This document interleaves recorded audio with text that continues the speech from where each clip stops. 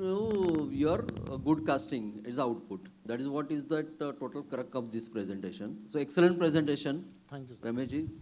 Nice, nice. It's a really is a thought provoking for the foundry industry because quality only we look at that reactive approach.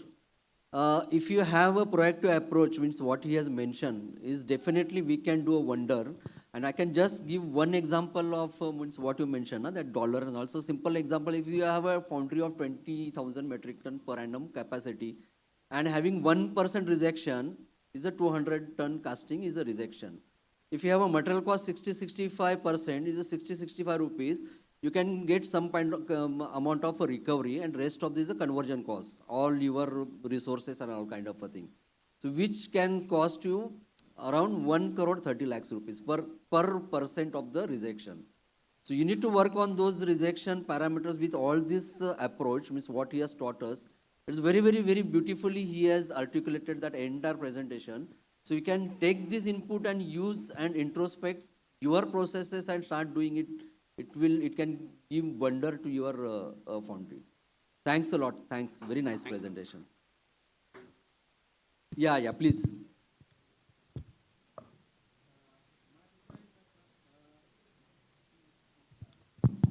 Yeah, it's working.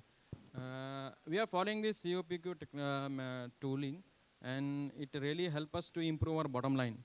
The two things we came across after this technology implemented on plant, the major contribution to the reduction is only 2 points. Like one is manual intervention, and the second one is not adherence to the process. So these are leading to maximum our 60% of rejection cost, like COPQ. So this industry 4.0, IoT, artificial, will it going to help us to further reduce this manual intervention and this adherence to process to increase further our bottom line?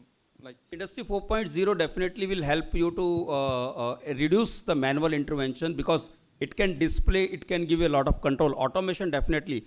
But here my first thing is at least you should know, do the analysis where you are losing. And like lot of company I had seen, they just scratch. वो बोलते ना हिंदी में वो धूल साफ किया surface का. The deeper you will go, the exposure will be high. So yes, first look at the surface, then go in one step down. Maybe you had just started, look at it in more detail, you will see more opportunity for that. Thank you. Thank you, everyone. Any more question? Okay. So on behalf of IF, I would like to hand over a token of appreciation, memento to Mr. Rajesh Goyal ji.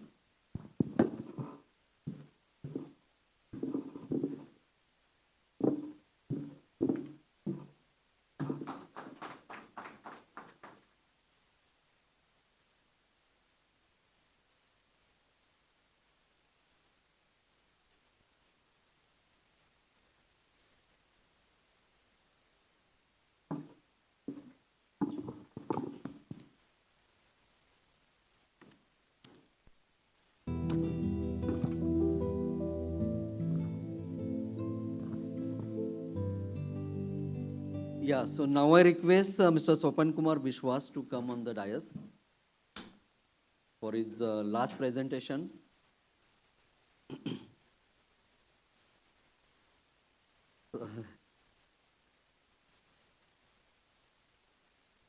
But I'm sure you are going to make it more attractive and more informative and more kind of a takeaway everyone can take along with them. So let me introduce Mr. Swapan Kumar Biswas. He's a technical manager, Elchem South Asia Private Limited. He's a graduate in metallurgy from Jadavpur University, Kolkata. Advanced program for marketing professional, APMP from IMC. Previously worked with IVP Limited, Perfect Engineering Limited. Currently in Elchem since 1999, almost 23 years of experience with Elchem. Presently working as a technical manager, Southeast Asia, member of Elchem Global Technical Customer Service Team, as a solution provider and technical support. So now I request Sopan to start his presentation.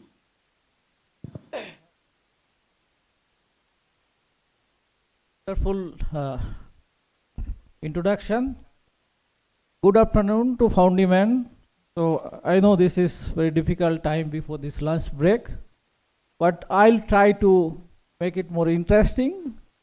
So this is mainly for my earlier colleagues. They have presented and shown this different cost advantage part on the different topics. But in my presentation is the multiple stage of alloy additions on the shrinkage control, mainly for the ductile iron.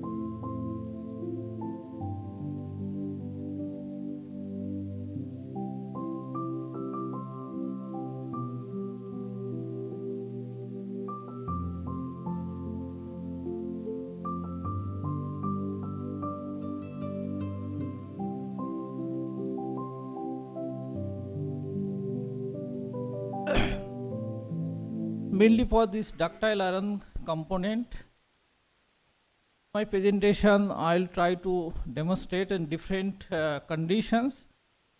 In this presentation there is a 4 different case study on different conditions, mainly how this Foundry man can minimize the rejection at the last stage. This is mainly for micro shrinkage related. So in present scenario, this OEM is asking for, there is the more complicated castings and they are looking for this weight reductions, and there is also the section thickness reduction more challenging, and also there is their requirement is very stringent requirement. Another is raw material situation is now very much fluctuating. So considering this all these factors, so it's difficult to achieve this quality casting in case of very thin and critical castings. It is all of this automotive component. In this case, is bracket is one of the most critical and safety component. There will be hub related component and differential case housings. So first case study is by using this different type of nodulizer, mainly this lanthanum bearing nodulizer, it how much effect on the shrinkage control. In case of second case study is the 2 stage of inoculation, not the same composition. It will be the different composition, but in 2 different stages. One is the ladle inoculation, another will be the in mold stream inoculation. In third case study, this effect of the preconditioner. Actually, when we are using this raw material, but without any thermal analysis, difficult to measure the metal quality. But by checking this chill, also you can check this metal quality. But in thermal analysis, you will get, before the pouring the casting, you will get the metal quality conditions. So in this case, also on case studies with the application of preconditioner, that is helping to control on the metallurgical rejection. In fourth case study, there is a special conditioner in place of steel punching in the covering material.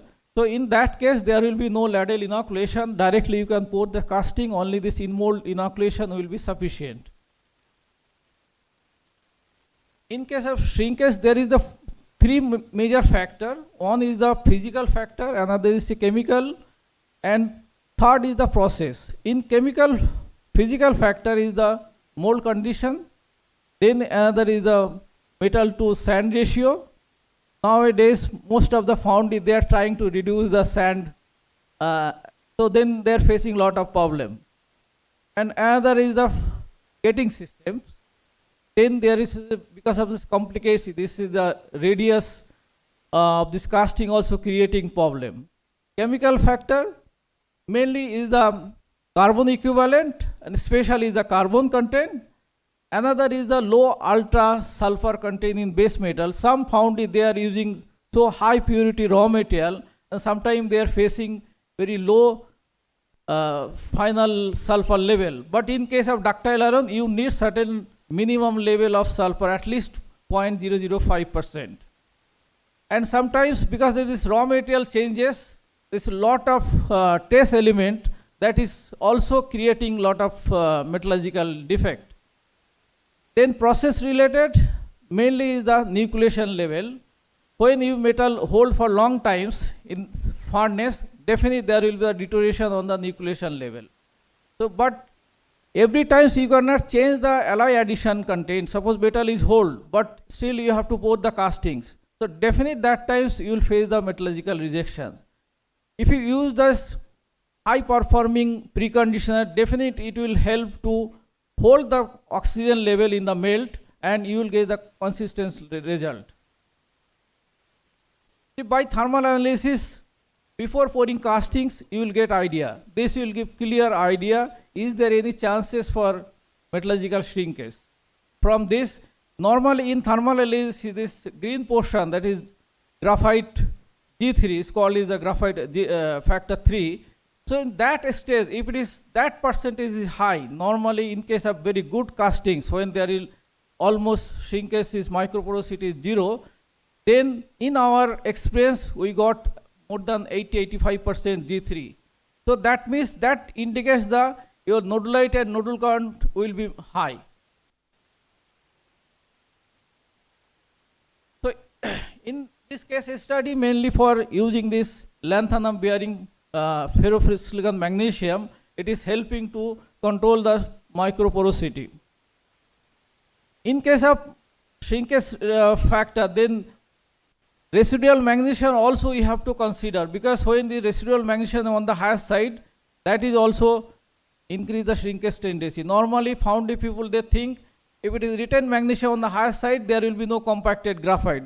This is correct. But another problem, then definitely there will be chances of shrinkage tendency is more.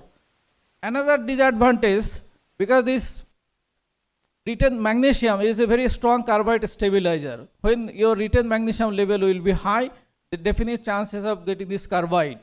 And high written magnesium also creating this low nodule count. So that factor we have to consider when you are making this safety critical component of ductile iron. In lanthanum based ferrosilicon magnesium is developed in 1982. So after this 20 years, so that was the in-mold process. When later on, maybe after 20 years, Elkem developed this lanthanum bearing ferrosilicon magnesium in the ladle process, not in the in-mold. In-mold also, very few foundries is using in-mold. But in this case, in this, you can see this left picture. This on left side is the normal ferrosilicon magnesium. It is contain this cerium, and other right side that picture is casting is produced with lanthanum bearing ferrosilicon magnesium. By only just changing the rare earth, cerium also rare earth and lanthanum also rare earth, but only by changing this cerium to lanthanum, there is a drastic improvement on the micro shrinkage control. So this is the, and with lanthanum bearing magnesium, definitely if you compare this cerium containing magnesium and lanthanum, in lanthanum you will get the highest nodule count and nodulity. Along with this, if you change this inoculation package also, definitely it will help to control the microporosity. This is another case study, is mainly for bracket, and this is very safety critical component. In this foundry, when we are interacting with their technical team, they have mentioned that in this component, in the thin section area, there is two problems, either in the chill issue or this carbide issue, and another is the shrinkage microporosity in the thin section area. This foundry using the lanthanum bearing ferrosilicon magnesium, but inoculant, they are using calcium barium ferrosilicon magnesium. Then on basis of our technical interaction, then we suggested try to change the inoculation package. Calcium barium inoculant is moderate inoculant efficiency. If you compare with cerium containing inoculant, is lower than cerium containing. In case of cerium, this is the high performing inoculant, and consumption will be also less, but you will get the better nodule count and nodularity. So in this case, what we have done, earlier they are using both the barium containing inoculant in the ladle and mold stream also. But we have changes, is the cerium containing, on inoculant is the cerium, another is the zircon containing. But both the inoculant, it is coated with sulfur or oxygen. Because in ductile iron, you need certain oxygen and sulfur at the last stage. During this magnesium treatment, if you can add high purity recarburizer along with this magnesium treatment also, drastically you will get the better nodule count and nodularity. So this inoculant, both the inoculant is developed, is coated with the sulfur and oxygen. Because in the last stage is introducing the sulfur or oxygen in the melt, that is helping to increase the nodule count and nodularity. So you can see this left side, that picture is with carbide, and that melt was produced with calcium barium inoculant, but magnesium, both cases is the same, lanthanum, but inoculant was the different. In right side, it is cerium containing and zircon containing inoculant, two-stage inoculant. Both inoculant is the coated in sulfur or oxygen. So you can see this drastic, that I have mentioned this green portion, that G3. When your nodule count and nodularity will improve, definite in thermal analysis you will get the highest G3. So always target to how we can improve the G3 factor. So by improving the nucleation potential and using this high performing ferrosilicon magnesium and inoculant both, definite you can eliminate this microporosity without adding any chill. Most of the foundry, when there is the microporosity, another issue, try to use the chill. But in this case, there is no chill addition. Only by changing this inoculation magnesium package, customer is able to produce castings without any carbide issue, without any shrinkage issue. This is third case study. This casting is export castings. And after this final machining, they always observe this pin, like as a pinhole type, but that is not the pinhole. So in this case, after final machining, if it is, you can observe that any shrinkage or any defect is very expensive rejection. Before that, at shop floor rejection, that is cost will be less, but after this final machining is really, I think 3 or 4 times cost. So in this foundry, they are also using our this lanthanum bearing ferrosilicon magnesium and inoculant or the calcium barium. So we have also done this thermal analysis. Normally when we are visiting any foundries, we try to check the metal quality by thermal analysis. It will give the metal health conditions. So you can see as a ECG of human body. So we try to check this metal quality through thermal analysis. It will give the idea. And always we try to take these defective castings. We have a laboratory, and in that area we always do the detailed analysis. We have ACM facility also. So that gives the clear idea what is the main problem and what corrective action is necessary for them. So in this case, we suggested just go for this preconditioner. So in precondition, actually it is the high aluminum and zircon containing. Main purpose to add the precondition in the melting furnace along with the charge mix. Maybe after 20% addition of steel scrap, you need to add this preconditioner. It is containing this high aluminum and zircon. Main purpose, this zircon is aluminum, when in the adding into the melting furnace, it is reacting with oxygen and creating this zirconium oxide and aluminum oxide. That oxide is the holding the nucleation level. So you need certain oxygen in the melt. You cannot directly add to oxygen in the melt, but you need certain media which can hold the oxygen in the melt. So that's why the zircon and aluminum containing product, it is helping to hold the oxygen in the melt by creating the zirconium oxide and aluminum oxide. So if you check this thermal analysis without adding this preconditioner and another is with preconditioner, definitely it will give the difference picture. In these two cases, the left side is without preconditioner and right side with preconditioner. Drastic difference in the same component but microstructure. Both cases, you can see this nodal count, nodulite is acceptable by customer. But main problem is there is the microporosity. In case of left side without any preconditioning, so there is the shrinkage porosity is observed after final machining. So by changing this, it is giving this consistency of the nucleation potential. And third case is the mainly in this case, most of the in magnesium treatment is the ferrosilicon magnesium, then top of this steel punching. That is the standard practice for sandwich process. For in this case, what we have done, maintain this other parameter almost similar, but changes the steel punching cover. In place of steel punching, we have this specially designed is covering material. It contains barium, mainly is barium calcium with some other ingredient. So purpose was that, say normally in case of sandwich process, maybe 1% magnesium and 1.2% is steel cover. So in this case, we have replaced the steel cover and that covering material was around 0.5, 0.6%. So there will be no ladle inoculation, directly then pour the castings. If it is very thin and critical castings, maybe it will be regarded as last stage as the mold inoculation, steam inoculation. Otherwise, in medium section casting, there is no need for any ladle inoculation. It will help by changing this from steel punching to this conditioner. It will help to reduce the tapping temperature, at least 15 to 20 degrees temperature. So by reducing this 15 to 20 degree temperature, there is both two side effect. One is, if you increase the melting temperature or tapping temperature, definitely it will deteriorate the quality of this metal. But reducing this 15-20 degree, it will help to minimize the deterioration of the metal quality. And another is the power saving.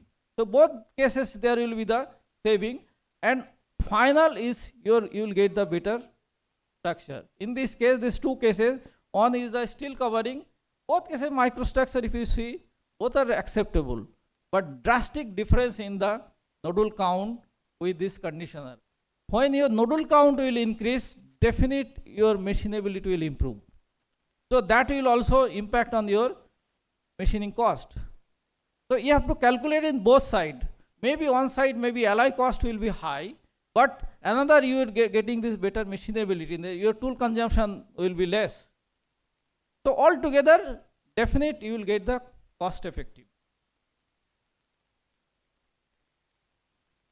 So in all these four cases, a different condition, main purpose how this foundry man can eliminate this micro shrinkage, that is the main purpose to present this case study. Is all our case study in the various customer within India. It is not outside case study, and regularly we are interact in various foundries to help them how they can minimize or eliminate this micro shrinkage. Not only micro shrinkage, our main purpose is to help the foundry man to minimize the metallurgical rejection. Mainly our product range is the alloy, treatment alloy and inoculant. So this is, with this and our expertise, we have 30 technical experts all over the world. When we are facing any difficulties, we are interacting each other, and we are trying to get information from other countries also. because all the countries in Foundry and producing similar component, maybe different process. But by using this definite, any foundries, they can improve their production cost. Mainly this is the treatment alloy cost.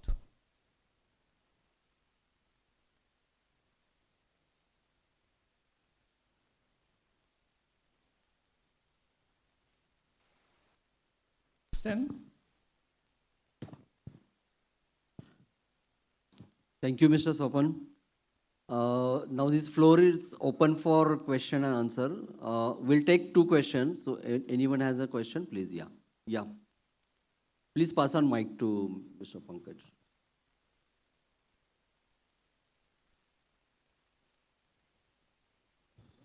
Hello. Sir, I have 2 questions. First of all, I would like to know, in gray iron, we maintain sulfur in between 0.06 to 0.08 in order to enhance nucleation potential. So first, I would like to know how sulfur helps in enhancing nucleation potential. And my second question is, in Ag iron, due to presence of magnesium, we tend to decrease sulfur content below 0.05, as you mentioned.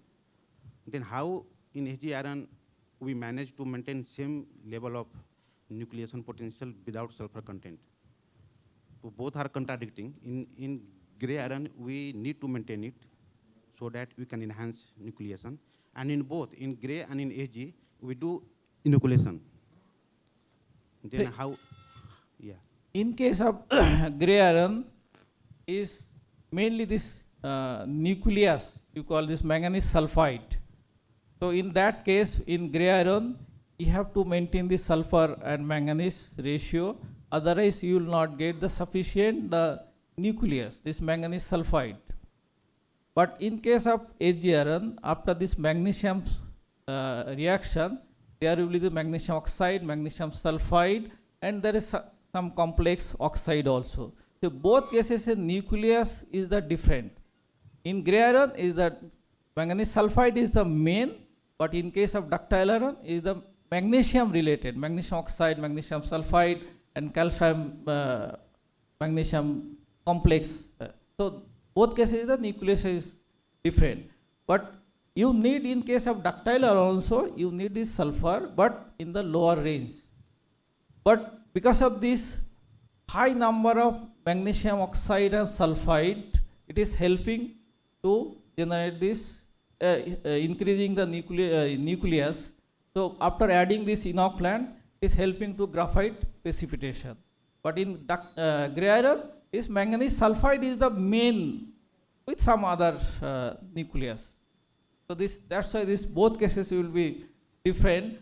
But in gray iron, suppose if you using any strontium based inoculant, so in that case, you have to maintain at least minimum is 0.07 level of sulfur. Otherwise, strontium element, it will not react as same as calcium barium, because affinity towards sulfur with the strontium is very poor as compared to barium calcium. So that's why in barium calcium inoculant, maybe you can operate 0.05, 0.06. But in strontium, you have to maintain minimum 0.7. Otherwise, you will not get the full effect of inoculation for gray iron. Thank you. Yeah, please pass on mic to.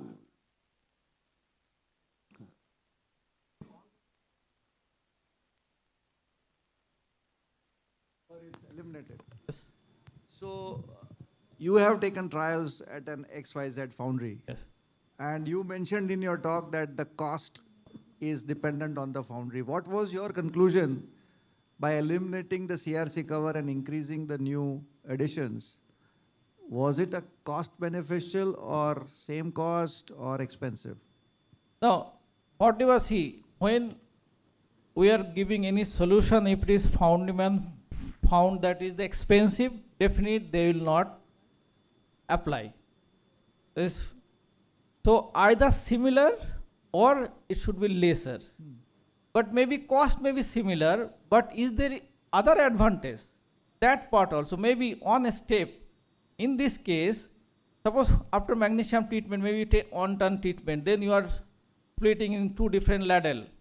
So then you are adding inoculant in ladle.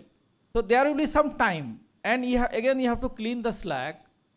So if you go with this combination, so there will be no need for this ladle inoculation. So your time you will be saving, and slag related, whatever this slag related, definitely there will be some defect on the slag inclusion.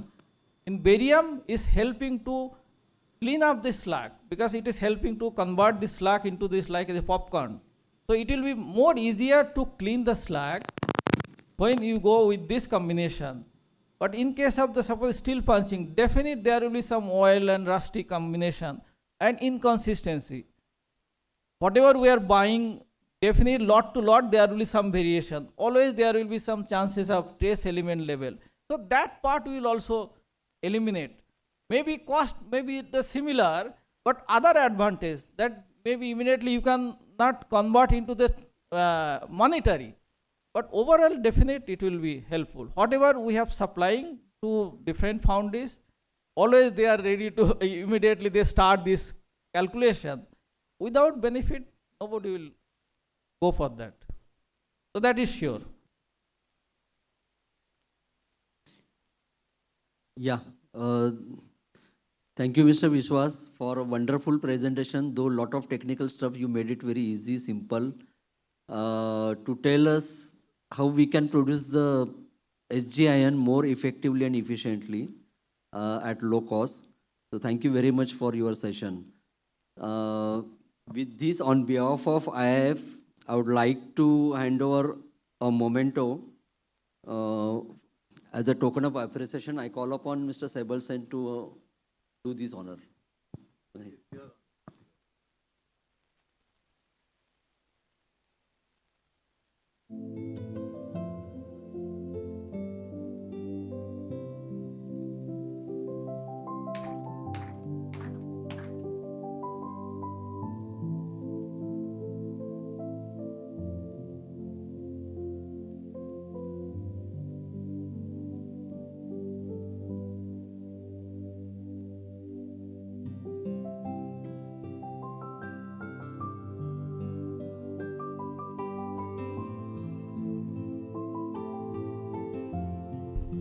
Hello. Good afternoon, everyone. I would like to call upon our Sanjay Desai, who had taken the session chairmanship on day before yesterday. You have given the memento? I thought you have not been given. Achha, I call upon to you to give the memento to our session found in charge. The session chairman, Mr. Amar Patil, and also we have to give a memento to the in charge of this session. All the sessions.